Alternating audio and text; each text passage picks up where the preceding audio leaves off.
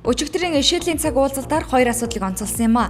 Эдийн засгийн элтод байдлын тухай хууль батлагдсантай холбогдуулан тус хуулийн хэрэгжилтийг хангаж ажиллах учиртай хууль зүйн яам, сангийн яамтай хамтран энэ ажилд оройлон оролцож нийгэм, олон нийт, бизнесийн хүрээнийхэнд хууль танилцуулах ажлыг зохион байгуулахыг ерөнхий сайд сайхан бэлэг шийдлийн цаг уулзалтын эхэнд хууль зүйн сайд дөрвөлж авт үүрэг болгосон юм а. Монгол Улс Хятад улсын 3 талд эдийн засгийн коридор чуулган өчигдөр эхэлсэн юм а. Энэхүү чуулганыг Монгол Улс, Оросын холбооны улс, бүгд найрамдах Хятад ард улсын төрийн тэргүүн нарын 3 талт уулзалтын үр дүнд 3 улсын эдийн засгийн хамтын ажиллагааг хөгжүүлэхэд чиглүүлэн судлаач эрдэмтдийн саналыг сонсох, ажил хэрэгч хэлэлцүүлэг өрнүүлэн бүтээлч саналыг багтаасан зөвлөмж гаргах зорилготой зохион байгуулж байгаа юм байна.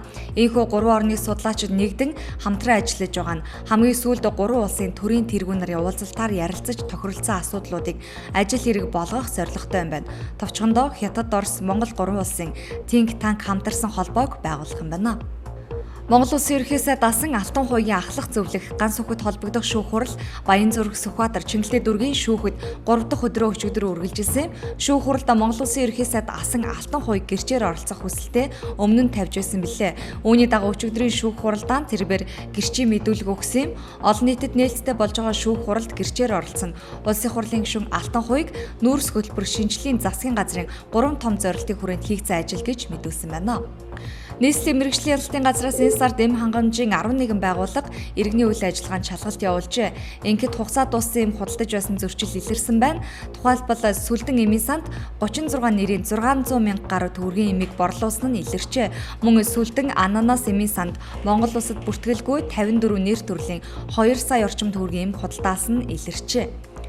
Өчигдөр Цэдэн бол агсны мэндэлсний ойг тохиолдуулан Монгол Ардын нам, Монгол Ардын Өвсгөлт намын удирдлагууд намын гишүүд болон гэр бүлийнх нь түүний хөвшөөнд цэцэг өргөж хүндэтгэл үзүүллээ. Маршал Цэдэн бол нь Монголын нам төрийг 44 жил тэргүүлэхдээ улс орноо хөгжүүлэх, ард түмний аж амьдралыг дээшлүүлэн соёлжуулах, улсын тусгаар тогтнол, батлан хамгаалах хүч чадлыг бэхжүүлэхээр олон ажил хийсэн гэж эрдэмтэн судлаачид үздэг. Иймээс эх онд тохиох Юмжаагийн Цэдэн бол агсны мэндэлсний 100 жилийн ойгоор түүнд улс төрийн гаатгал үзүүлэх ёстой гэж түүхчид тайлбарлалаа. Улаанбаатар хотноо 2 дахь өдрөө үргэлжилж байгаа Европын аюулгүй байдал хамтын ажиллагааны байгууллагын парламентын ассамблеийн 2015 оны намрын хурлын үйл явцын талаар тус ассамблеийн ерөнхийлөгч Элька Канерва сэтгүүлчдэд мэдээлэл хэлсэн юм а. Европын аюулгүй байдал хамтын ажиллагааны парламентын ассамблеийн ерөнхийлөгч Элька Канерва Монгол улс энэхүү хурлыг зохион байгуулж байгаа нь Европын аюулгүй байдал хамтын ажиллагааны байгууллагын үндсэн зарчмуудыг хүлээн зөвшөөрч хэрэгжүүлэх чиглэлээр ихээхэн хүчин чармаалт гаргаж байгаагийн гэж мэдэгдсэн байна.